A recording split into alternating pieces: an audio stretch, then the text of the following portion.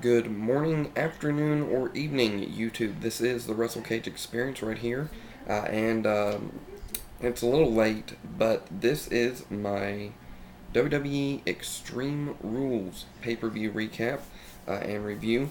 I caught the replay of the Spanish version on stream last night, which was quite interesting. I finally had to mute it because it was kind of getting on my nerves because I didn't understand what they were saying. But anyway, Extreme Rules, June 7th, 2009, live from New Orleans, Louisiana. We opened the show with the Fatal 4-Way U.S. Championship match. I was either expecting this or the ECW Championship to open the show.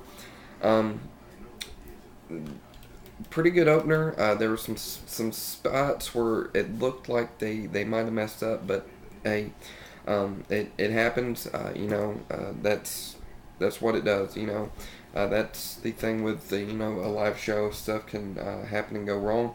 But it was a decent opener, and we had Kofi Kingston take home the U.S. Heavyweight Championship. Hit the Trouble in Paradise on William Regal. We'll probably see these two feud now. That's my guess. William Regal and Kofi Kingston for the U.S. title. Maybe even throw Matt Hardy in the mix, and then MVP again. Hopefully push toward that main event spot.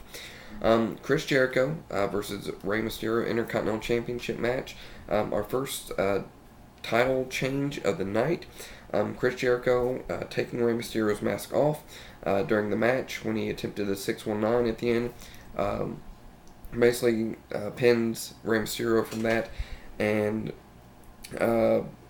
picks up the victory in the Intercontinental Championship. Now the question is, are they going to continue this feud, or are they going to maybe put them in separate feuds now? I'm thinking maybe we'll get one or two more matches out of them in this feud for the Intercontinental title, and maybe quite possibly ending with the mask being on the line. So, new Intercontinental Champion Chris Jericho. Next match we have is the Samoan strap match. It accomplished what it was going to do, and I think that was to maybe put CM Punk over a little bit more. CM Punk had hit the three corners, and Umaga came after him. He had to go to sleep, tagged the fourth corner, and picked up the victory there. The announcers said it was an upset. I seen that in the original showing of it, because I did catch part of the original showing before I got a phone call. So, anyway, really wasn't that big of an upset. Next, we have the ECW Championship Triple Threat match, Hardcore Rules. This was my probably one. Well, this was one of my three favorite matches of the night. The Intercontinental Championship one being the other one.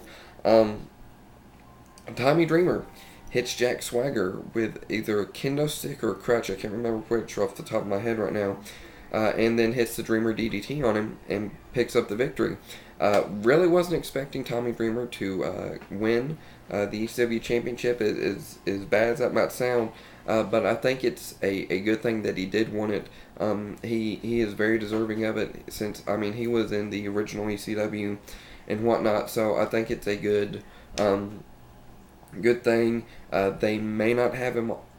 They may not have it on him long, but even if they don't have it on him long, he can say he held the ECW Championship one last time, even though it's not the true original ECW Championship. But anyway, I'm expecting maybe Jack Swagger to be challenging for it. I don't know about Christian.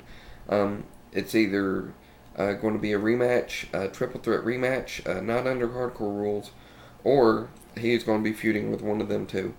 So, that being said, the next match I don't really care about. All you need to know is Santino Marella once again missed WrestleMania.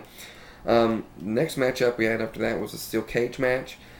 I did have a little bit of trouble getting into this match. It was a little rough. Batista, however, second title change. Well, I guess if you count the Miss WrestleMania crown, it'll be the third or fourth title change, depending on how you look at it.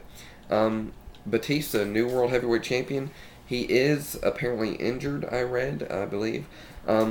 So they might have him vacate the title, and I believe he's done that once before. They may have him vacate the title, and then what I would like to see is a tournament for the WWE title with hopefully MVP versus Randy Orton as the final match. I think that has a great potential to be a great match right there, because MVP is getting ready hopefully for a main event push. So either that, or they'll have a just basically pick two or three people maybe, and have a match for the WWE Championship. Randy Orton, no doubt, being one of those people. So I much rather would love to see a tournament personally. It's been a while since we've seen one of those. So yeah. So there we are. Batista, new champion. John Cena, of course, picking up the victory over the Big Show. The only thing I had about this, and this is something, even though I wasn't paying that close attention to the match much during it, at the end when I seen it was coming, John Cena put the Big Show's leg in the rope and was going to apply the STF. Big Show's leg slipped out from underneath the rope, and I seen this before the camera angle switched over.